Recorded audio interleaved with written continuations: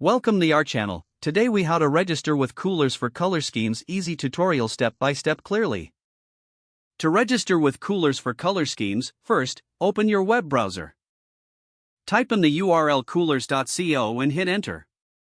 Once the Coolors homepage loads, look for the Sign Up button. Click on the Sign Up button located at the top right corner of the page.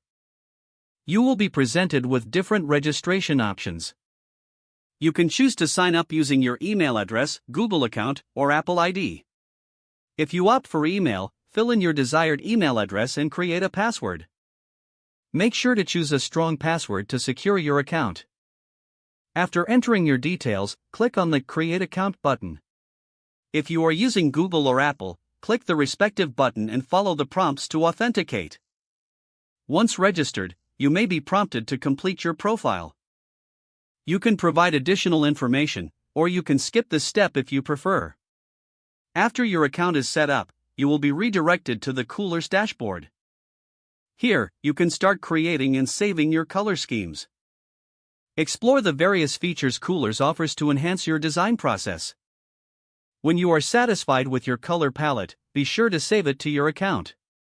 You can also access your saved palettes anytime by logging back in. Enjoy experimenting with colors and improving your design projects with Coolors.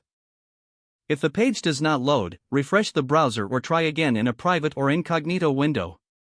Make sure you are using the correct email address, then retype it carefully to avoid small typos. If your password is not accepted, use the reset option and check your spam folder for verification or security emails, then complete any requested confirmation steps. Enable two-factor authentication if available to improve account security and reduce unauthorized access risk. After signing in, review your profile details so your contact information and settings are accurate and current.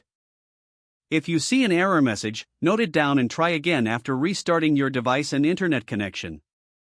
Log out when you finish, especially on shared devices, to keep your account and payment information secure.